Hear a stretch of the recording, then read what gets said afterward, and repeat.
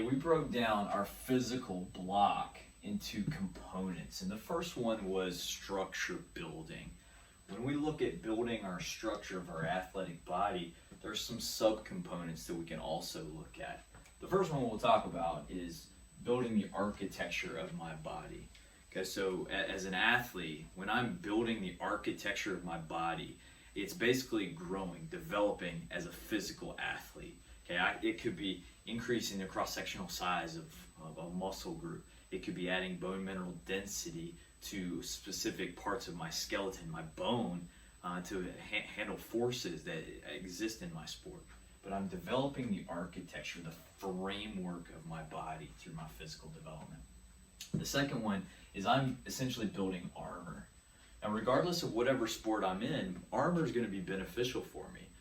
Many sports have contact involved, and that kind of makes sense. I need to have armor to be able to withstand blows, absorb force, to be able to deliver force more effectively.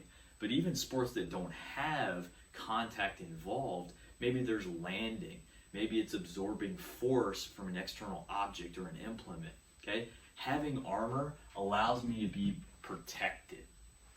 The next one is connective tissue. So connective tissue could be ligaments, tendons, fascia that is interwoven into muscles. It allows me to be able to connect the architecture of my bones to the architecture of my muscles to essentially produce movement. I'm creating force of pushing it from my bone or from my muscles to my bones, and I'm pushing into the ground. I'm creating movement, which is our last one. Movement is beautiful. Movement is comprised of everything on this. Movement is also dependent on everything that we see in this pyramid being in the right place. Okay, so when I'm really targeting this physical block, we got 4 different components to it, and we want to address all of these throughout our training. Remember, everything matters, everything is connected in our pyramid.